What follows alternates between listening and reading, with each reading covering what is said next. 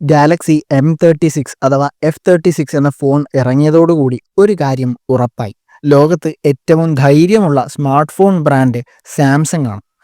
M36നെ കഴിഞ്ഞ കൊല്ലം ഇറങ്ങിയ M35മായി കമ്പയർ ചെയ്യുവാണെങ്കിൽ 6000 mAh ബാറ്ററി 5000 ആക്കി മാറ്റിയിട്ടുണ്ട്. സ്റ്റീരിയോ സ്പീക്കേഴ്സ് എടുത്തു കളഞ്ഞ് മോണോ ആക്കിയിട്ടുണ്ട്.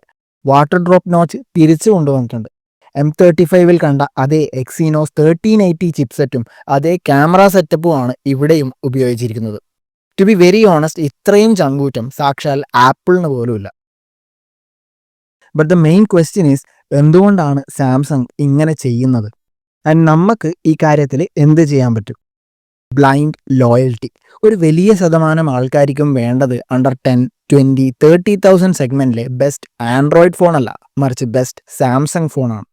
ഏതൊരു ടെക് യൂട്യൂബറിൻ്റെയും സ്മാർട്ട് ഫോൺ റെക്കമെൻഡേഷൻ വീഡിയോ നോക്കിക്കഴിഞ്ഞാൽ അതിന് ഏത് പ്രൈസ് സെഗ്മെൻ്റ് ആണെങ്കിലും best camera phone, best performance phone എന്നീ കാറ്റഗറിയുടെ കൂടെ ബെസ്റ്റ് സാംസങ് ഫോൺ എന്ന കാറ്റഗറി കൂടി ഉണ്ടാവും.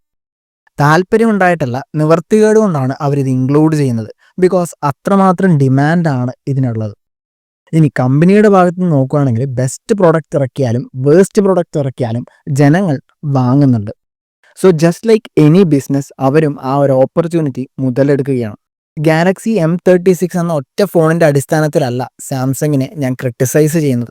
അവരുടെ മിഡ് റേഞ്ച് സെഗ്മെൻറ്റിലെ ഫോണുകളും പരിതാപകരമാണ്. അതിന് A സീരീസ് ആണെങ്കിലും M സീരീസ് ആണെങ്കിലും.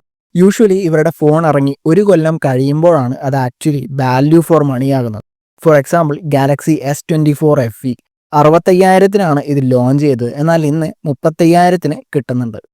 ഗാലക്സി A35 ആണ് മറ്റൊരു എക്സാമ്പിൾ. അണ്ടർ 35,000 സെഗ്മെൻറ്റിലായിരുന്നു ഇത് ലോഞ്ച് ചെയ്തത്, എന്നാൽ ഇപ്പോൾ അണ്ടർ 20,000 സെഗ്മെൻറ്റിൽ അവൈലബിൾ ആണ്.